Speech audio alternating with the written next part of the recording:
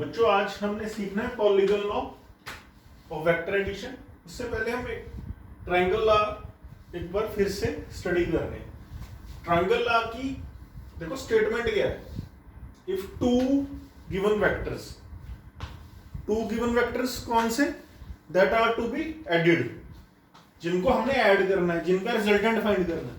If two given vectors that are to be added can B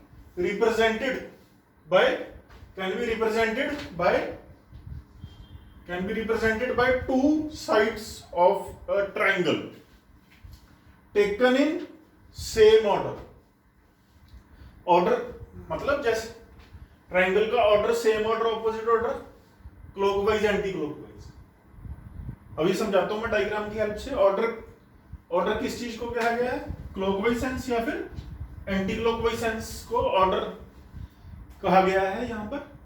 if two given vectors that are to be added can be represented by two sides of a triangle in magnitude as well as in direction taken in same order. अब triangle की तीन sides होती हैं, अब third side बच गई।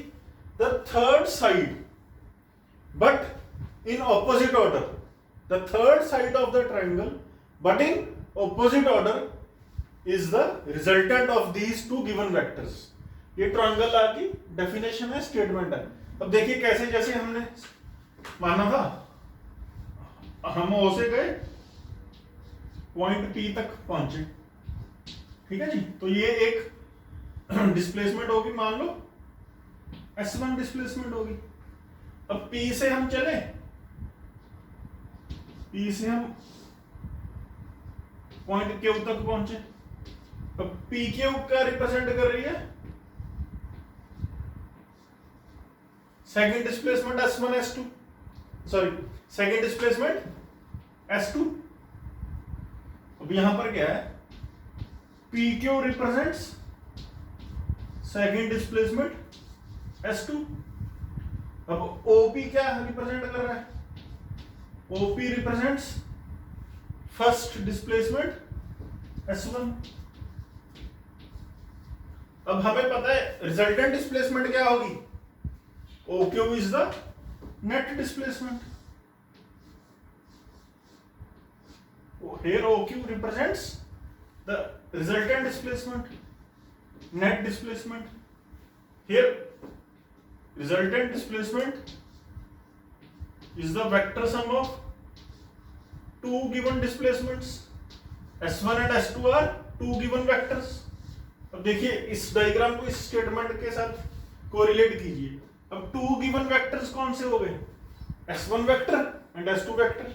अब हमें पता है इनके बीच में एंगल भी हमें पता है, थीटा। ये नॉन डायरेक्शन है, ये क्या है? ये नॉन डायरेक्शन है। ये क्या है?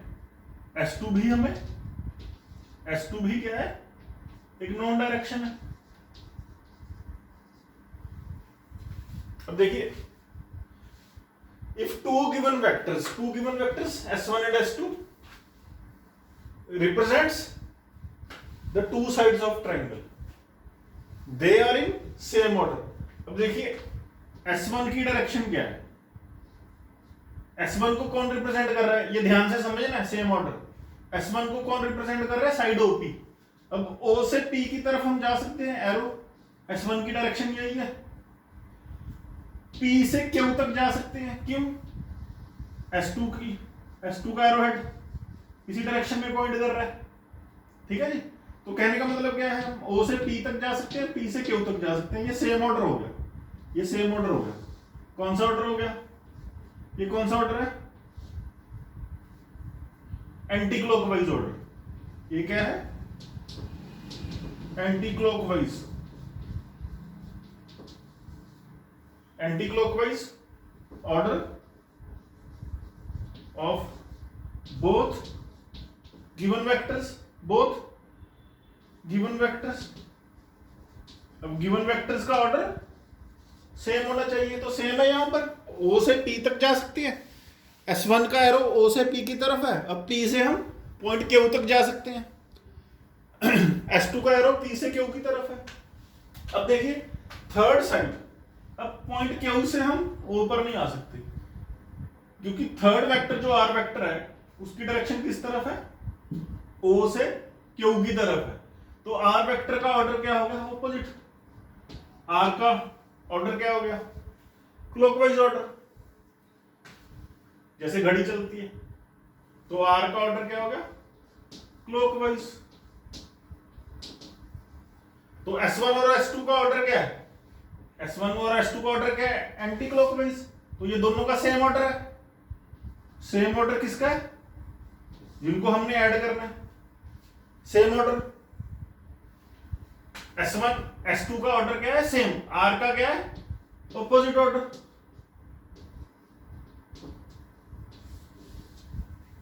तो अब इस डेफिनेशन को दोबारा से देखिए। If two given vectors that are to be added can be represented by two sides of a triangle. हमने ऐड किसको करना था, हमने we have to add we have to find the resultant of, किनको ऐड करना था, S1 और S2 को ऐड करना था। We have to add S1 and S2।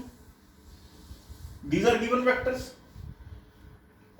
इनका ऑर्डर सेम है। If two given vectors can be represented by two sides of a triangle taken in same order, the third closing side represents their resultant. इन दोनों का resultant, इन दोनों को add करने के बाद जो मिलेगा वो R होगा। R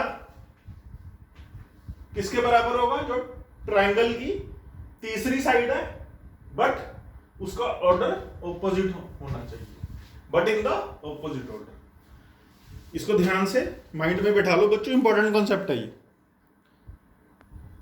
अब इसके बाद है बच्चों polygon law.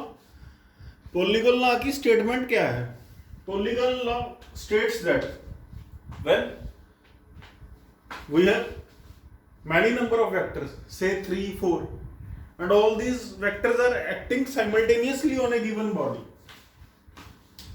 it states that when many number of vectors represents various sides of an open polygon in same order,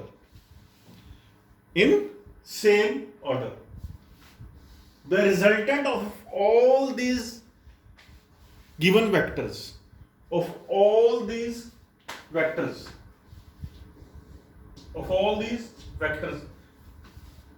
is the closing side of the polygon but taken in opposite order। मान लो 4 vectors हैं, ठीक है जी, 4 vectors हैं, ये हमें given है। ये चारों के चारों किसी पॉलीगन की 4 साइड्स को रिप्रेजेंट कर रहे हैं। मान लो वेक्टर ए, वेक्टर बी,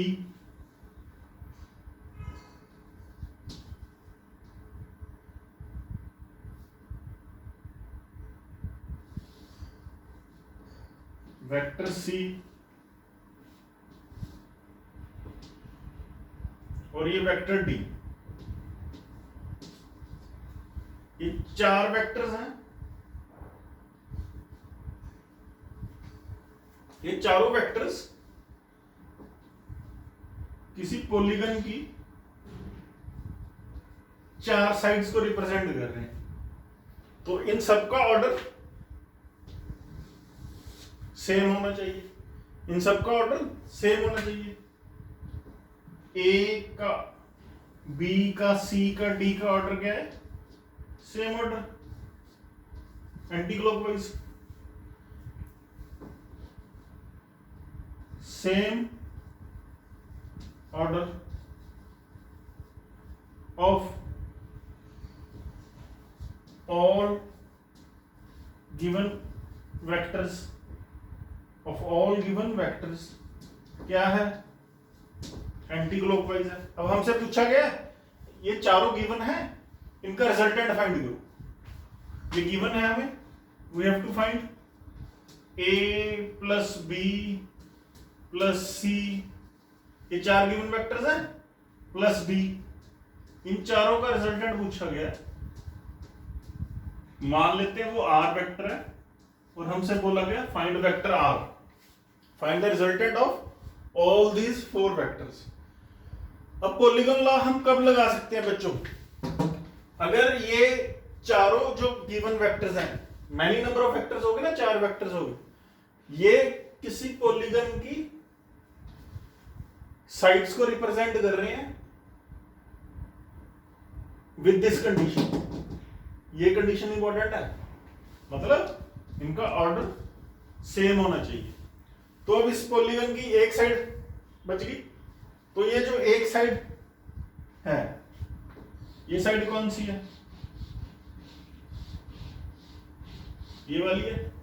अब ये वाली साइड वेक्टर आर होगी, ये क्लोजिंग साइड होगी ना, ये वाली कौन सी साइड होगी? This side is closing side. ये साइड कौन सी है? Closing side. ये आर कब होगी? ये इनका रिजल्टेंट कब होगी? जब इसका ऑर्डर इन चारों से ऑपोजिट है। तो बस यही क्या है? Polygon law. अब देखो इसका ये क्लोजिंग साइड का ऑर्डर क्या है बच्चों? इन सभी का क्या था? सेम था। क्या था? इन सभी का क्या था? Anti clockwise order. ये स्टेटमेंट से आपको याद रखना है, कैलकुलेशन में इनका कोई रोल नहीं है।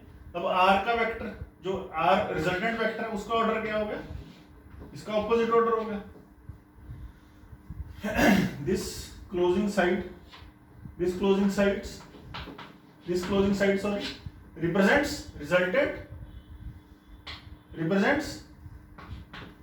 resultant is R in opposite order, कौन सा ऑर्डर है? दैट इज क्लॉकवाइज,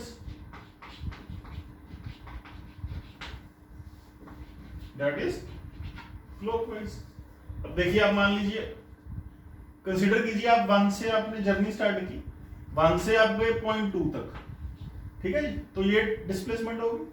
2 से आप गए पॉइंट 3 तक, तो 1 से 2, vector A represents displacement from point 1 to point 2, vector B represents displacement from point 2 to point 3। अब 3 से आप पहुंच गए पॉइंट 4 पर, तो vector C represents displacement from point 3 to point 4। अब 4 से पहुंच गया पॉइंट 5 पर, ठीक है जी, तो vector D represents displacement from point 4 to point 5। अब आपकी रिजल्टेंट डिस्प्लेसमेंट कौन सी है? रिजल्टेंट डिस्प्लेसमेंट क्या होती है बच्चों? Shortest path. ये 1 क्या हो गया? Starting point. 5 क्या हो गया? Final point. तो डिस्प्लेसमेंट क्या होती है? Minimum separation between starting point 1 and finishing point 5। तो इसीलिए तो रिजल्टेंट होना था नेट। इन सभी का अगर हम a plus B plus C plus D इन चारों को सक्सेसिवली ऐड करें तो हमें आर ही तो मिलना था, वही मिला है। तो इसकी डेरिवेशन ट्रायंगल लॉ से हो जाती है, वो मैं आपको जस्ट अभी समझाता हूं। पहले इसको आप अच्छे से समझो। सेम ऑर्डर, ऑपोजिट ऑर्डर क्या है, क्लोजिंग साइड क्या है? क्लोजिंग साइड क्या होगी पॉलीगन की? रिजल्टेंट होगी इन चारों गिवन वेक्टर्स का, अगर वो ऑपोजिट ऑर्डर में है, क्लोजिंग साइड। इसको समझो। देखो बच्चों, इसकी डेरिवेशन देखो, पॉलीगन लॉ को डेराइव कैसे करते हैं। पॉलीगन लॉ तो बस एक स्टेटमेंट है, it is just a statement, ठीक है जी। Mathematically we use triangle law और पैरेललोग्राम लॉ। अब देखिए, अब आर क्या है? इस डायग्राम को मैंने सेम डायग्राम को इस तरफ बना लिया। अब देखिए आर क्या है? आर इज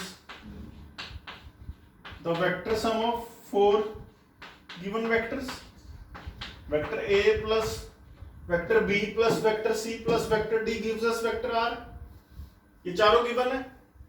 तो देखो, अब बच्चों ए और बी को अगर हम ऐड कर लें लेट कर लो vector A plus vector B इस वेक्टर ई, दो वेक्टर्स का रिजल्टेंट हमें कौन देता है? दो वेक्टर्स का रिजल्टेंट हमें कौन देता है? ट्रायंगल लॉ देता है, पैरेललोग्राम लॉ भी देता है। अभी जस्ट मैंने आपको बताया पॉलीगन लॉ हम ट्रायंगल लॉ से बना देंगे। इनफैक्ट पैरेललोग्राम लॉ भी ट्रायंगल लॉ से ही बना था, अगर आपको याद है। तो देखिए ए, वेक्टर ए और बी पॉइंट 1 से पॉइंट 2 तक वेक्टर ए, 2 से 3 तक, 2 से 3 तक वेक्टर बी। अब पॉइंट्स 1 2 3, अभी ये क्या हो गया? एक ट्रायंगल बन रही है। पॉइंट्स 1 2 और 3 के बीच में हम एक ट्रायंगल सोच सकते हैं। तो इन दोनों का ऑर्डर क्या हो गया? ए और बी का ऑर्डर सेम हो गया। अब ये ट्रायंगल ला क्या कहता है? ये जो थर्ड साइड है इस ट्रायंगल की, ये जो शेडेड है, ये जो थर्ड साइड है, इसका अगर ऑर्डर ऑपोजिट है तो ये ए और बी का रिजल्टेंट होगा। तो हमने क्या माना है? अगर सिर्फ ए और बी को ऐड करें तो हमें मिलेगा ई। तो 1 से लेके 3 तक क्या हो गया? ये वेक्टर ई हो गया। अब देखिए ए और बी को हमने ऐड कर दिया। अब हमारे पास है vector E plus vector C plus vector D. अब हम लेट करते हैं, अगर ई और सी को हम ऐड कर दें। अब मान लो हम 1 से पॉइंट 3 पे गए हैं इस पाथ को फॉलो करके। अब ए और बी तो यूज हो गए, डायरेक्ट ई की बात कर रहे हैं। अब ई प्लस सी, वेक्टर ई प्लस सी का रिजल्टेंट है मान लो एफ, ये हम लेट। तो 1 से हम अब सीधा गए 3 पे, तो कौन सा वेक्टर है? वेक्टर ई। 3 से गए हम पॉइंट 4 पे, अब ये कौन सा वेक्टर है? सी। अब देखिए इसका ऑर्डर सेम है, ई का ऑर्डर क्या है? ये। सी का ऑर्डर क्या है? ये सेम ऑर्डर में। जैसे यहां पर देखो 1 से 2 तक क्या था? ए का ऑर्डर। 2 से 3 तक क्या था? बी का ऑर्डर। ये एक ट्रायंगल बन रही है। ए और बी का रिजल्टेंट, अगर ए और बी सेम ऑर्डर में है, अगर ए और बी सेम ऑर्डर में है तो ए और बी का resultant third side of triangle होगा, क्लोजिंग साइड ऑफ ट्रायंगल होगा। और triangle 1 2 3, third side represents resultant of these two vectors having same order, but this third side must have opposite order. opposite तो है ही। इसका order क्या है? ए और B का ऑर्डर क्या है? Anti clockwise. ई का ऑर्डर क्या है? क्लॉकवाइज। ई का ऑर्डर क्लॉकवाइज है। अब देखो ए और बी तो खत्म हो गए। अब हमने कौन से ऐड करने हैं? ई और सी। अब 1 3 4, अब कॉन्सेंट्रेट करो पॉइंट्स 1 3 और 4 के बीच में, ये भी एक ट्रायंगल बन रही है। अब देखिए 1 से 3 कौन है? वेक्टर ई। 3 से पॉइंट 4 तक कौन है? Vector C. अब देखिए इनका ऑर्डर भी सेम है। ई की डायरेक्शन क्या है? 1 से 3 तक। सी की डायरेक्शन क्या है? पॉइंट 3 से पॉइंट 4 तक। अब जो ये ट्रायंगल बन रही है 1 3 4, अब इसकी थर्ड साइड ये डॉटेड साइड है, ध्यान से देखो कुछ। अब इसका ऑर्डर क्या है? इसका ऑर्डर, इन दोनों का रिजल्टेंट क्या हमने लेट किया? ई प्लस सी को हमने वेक्टर एफ लेट किया। अब ये वाला वेक्टर एफ हो गया। वेक्टर एफ क्या हो गया? 1 to 4, from point 1 to 4, 1 to 4 represents vector F. अब एफ का ऑर्डर ऑपोजिट होना चाहिए ई और सी के। एफ क्या है? एफ क्या है? F is the vector sum of E plus C. तो ई और सी का सेम ऑर्डर होना चाहिए, एफ का ऑपोजिट ऑर्डर होना चाहिए, फिर ही ट्रायंगल ला हम लगा सकते हैं। तो देखिए ई का ऑर्डर और सी का ऑर्डर सेम है, एफ का ऑर्डर ऑपोजिट है। अब ई प्लस सी क्या हो गया? अब ई प्लस सी हमारे पास हो गया एफ। अब we are left with two vectors, we are left with vector F and D. अब एफ क्या है, F is from point 1 to, ये स्ट्रेट लाइन है बच्चों, F is from point 1 to point 4, D is from point 4 to point 5। अब देखिए F का order और डी का ऑर्डर सेम होना चाहिए। एफ प्लस डी अगर सेम ऑर्डर में है,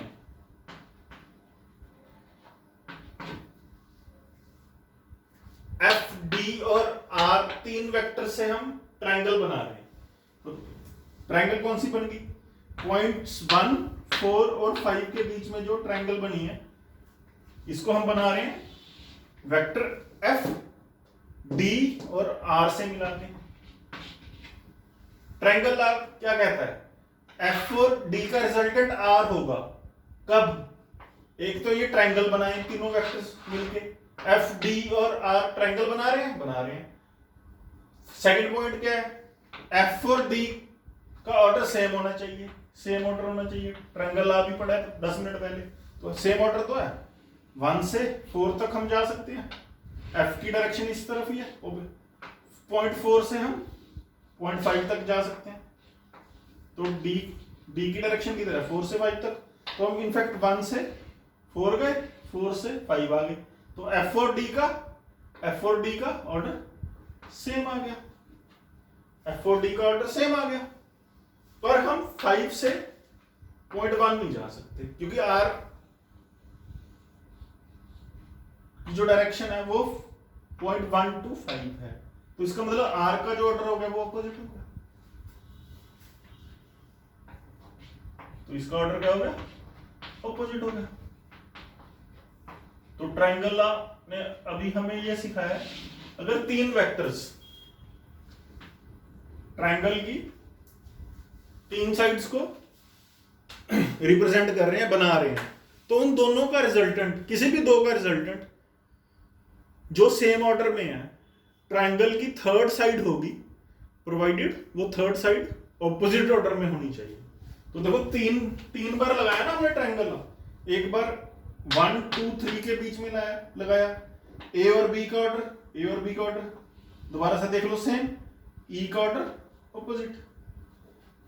अब फिर पॉइंट 1, 3 और 4 के बीच में लगाया, ई और सी का ऑर्डर सेम, एफ का ऑर्डर ऑपोजिट। तो एफ क्या बन गया, एफ रिजल्टेंट बन गया ई और सी का।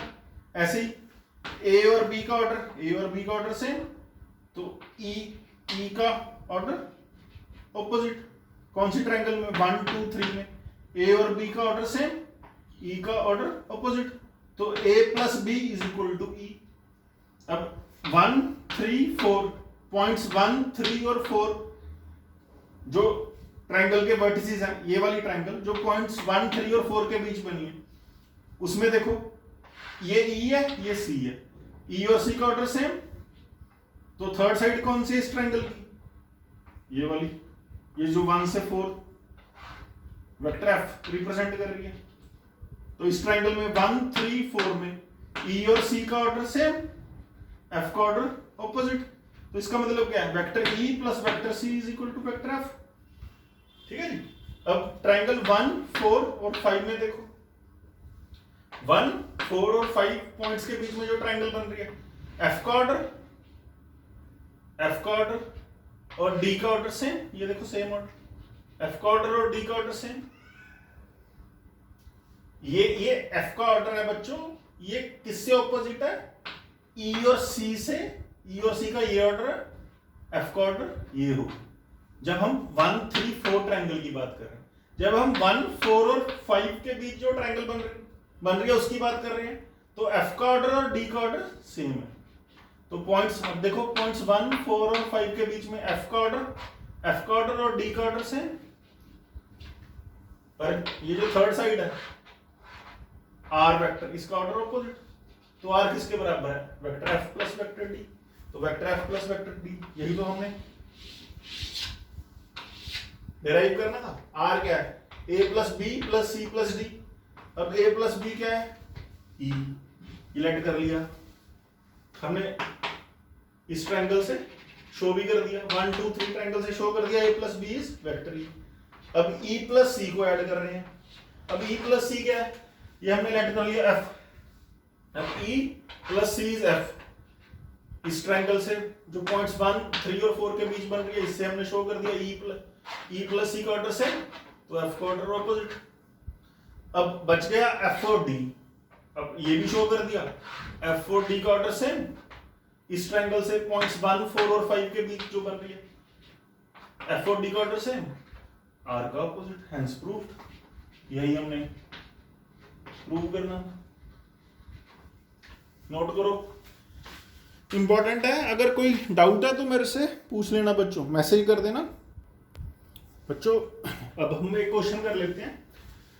हमें गिवन है vector A is 2 kilometers towards east and vector B is 1 kilometers towards south. हमसे पूछा गया है find 2 times vector B first part में, और सेकंड पार्ट में पूछा गया find A vector minus 2 times vector B. अब देखिए फर्स्ट पार्ट ध्यान से देखिए, हमसे पूछा गया 2 टाइम्स वेक्टर बी। अब इसमें क्या है, इसमें वेक्टर मल्टीप्लीकेशन है, multiplication of A vector by a real number.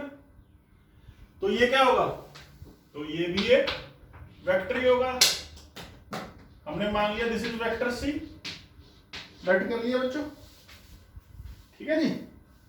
तो वेक्टर सी का जो मैग्नीट्यूड है और जो वेक्टर बी का मैग्नीट्यूड है, उसमें क्या रिलेशन होगा, वेक्टर सी का magnitude is 2 times vector B, ठीक है जी। अब वेक्टर बी का मैग्नीट्यूड क्या है, 1 किलोमीटर, तो सी का मैग्नीट्यूड क्या हो गया, 2 × 1 किलोमीटर, मतलब 2 kilometre is the magnitude of vector C. अब सी एक वेक्टर है तो इसका मैग्नीट्यूड भी होगा, डायरेक्शन भी होगी। तो डायरेक्शन क्या होती है, तो डायरेक्शन तो इसकी जो बी की डायरेक्शन है वही होगी। क्या है, बी की डायरेक्शन साउथ। तो वेक्टर सी क्या है, इन दोनों की कॉम्बिनेशन। तो वेक्टर सी क्या हो गया, 2 kilometre south, 2 kilometre southwards. Vector C is 2 times vector B, ये नोट करो। अब 2 टाइम्स वेक्टर बी हमने क्या लेट कर लिया था, वेक्टर सी कर लिया लेट, ये तो हो गया हमारा। तो vector C comes out to be 2 kilometre southwards which is 2 times vector B. अब second part simple, second part भी सिंपल है बच्चों। अब देखो सेकंड पार्ट में we have to find vector. Second part में देखो बच्चों क्या फाइंड करना है, सेकंड पार्ट में we have to find vector A minus 2 times vector B. अब मान लो ये क्या है, ये आर है। अब आर की बारी आ गई। अब -2 टाइम्स वेक्टर बी क्या होता है, अभी जस्ट हमने किया वेक्टर सी है, तो ए क्या हो गया, इसको हम क्या लिख सकते हैं, vector A minus vector C, ठीक है जी। अब इसको ये क्या होगी, अब वेक्टर सब्ट्रैक्शन। अब इसको क्या लिख सकते हैं, vector A plus negative of vector C.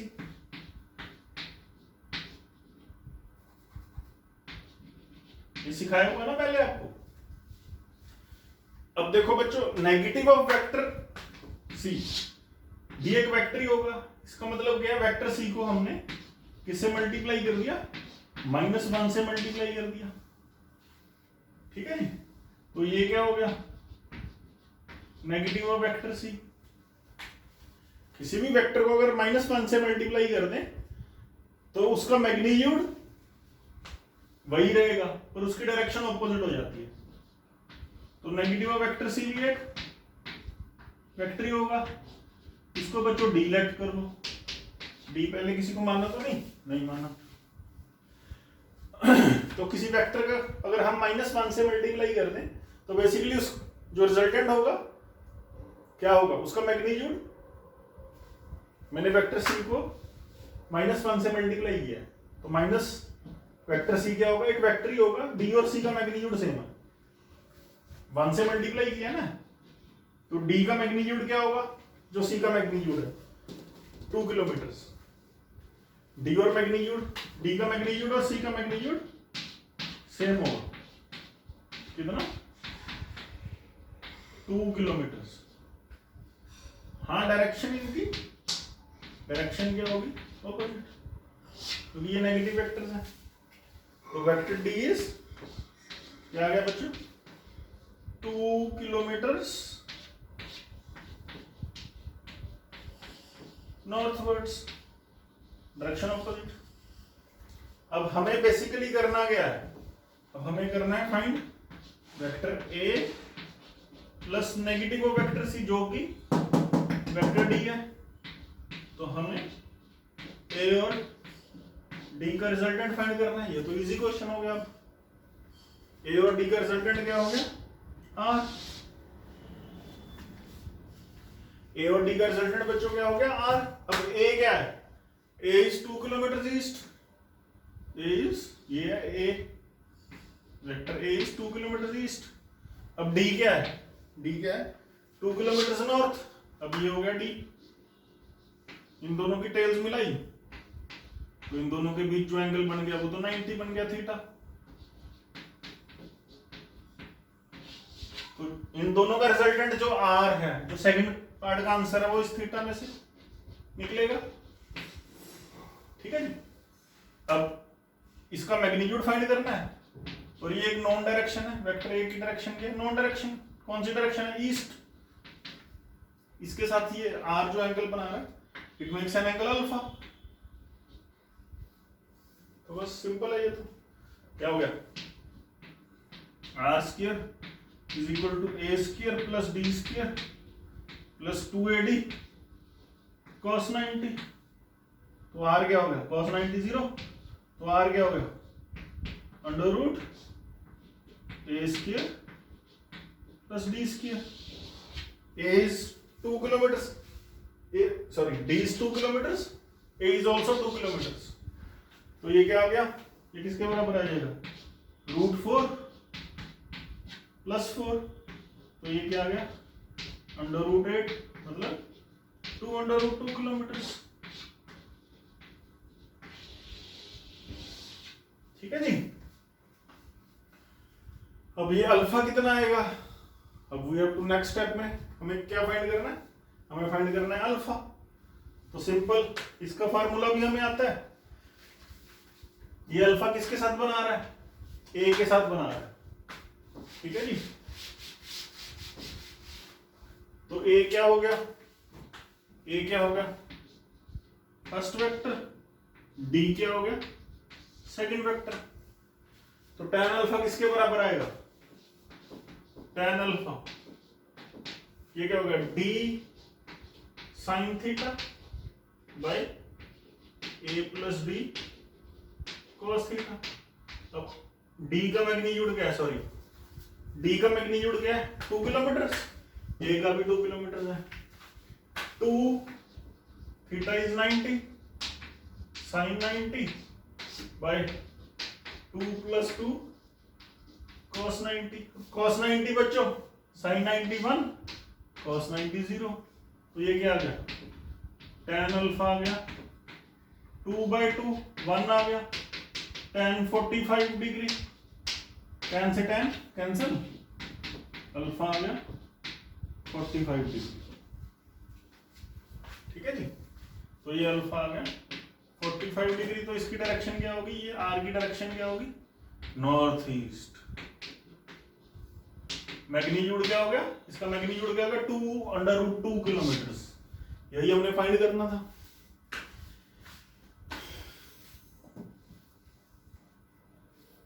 Note करो बच्चों इसको।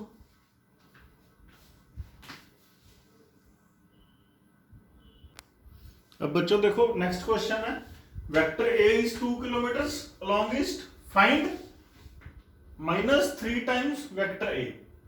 ठीक है जी। अब इसमें उसने क्या कर दिया, नेगेटिव भी कर दिया, ए को 3 से मल्टीप्लाई भी कर दिया। ठीक है जी, -1 से ही मल्टीप्लाई कर दिया, 3 से ही मल्टीप्लाई कर दिया। अब 3 इंटू वेक्टर ए क्या होगा बच्चों, 3 इंटू वेक्टर ए क्या होगा, +3 से मल्टीप्लाई है ना, +3 मतलब मैग्नीट्यूड 3 टाइम्स हो जाएगा, 6 किलोमीटर्स। डायरेक्शन वही रहेगी, डायरेक्शन क्या है, ईस्टवर्ड्स। अब बच्चों इसको मल्टीप्लाई करना है -1 से, अब मैग्नीट्यूड वही रहेगा, अगर 1 से मल्टीप्लाई करेंगे तो मैग्नीट्यूड वही रहा 6 किलोमीटर्स, बट यहां किससे मल्टीप्लाई किया, -1 से, तो -1 से मल्टीप्लाई होने के बाद डायरेक्शन ऑपोजिट होगी, ईस्ट की डायरेक्शन ऑपोजिट क्या होगी, वेस्टवर्ड्स। तो -3 times A vector is also a vector, ये भी एक वेक्टर होगा, having magnitude 6 kilometres, having magnitude 3 times the magnitude of vector A 6 kilometres, but direction opposite to the direction of vector A की direction क्या है, east, -3a vector की direction क्या होगी, वेस्ट। -3a वेक्टर है जो, ये भी एक वेक्टर ही होगा ना, इसको आप लेट कर लो, कुछ भी नाम लेट कर लो, एफ लेट कर लिया हमने, ये नाम रखने हैं, कुछ भी नाम रख सकते हो आप। अब एफ एक वेक्टर ही है, इसके बराबर है -3 टाइम्स वेक्टर ए, एफ का मैग्नीट्यूड ए के मैग्नीट्यूड से 3 टाइम है, बट डायरेक्शन ऑपोजिट है। Okay, thank you.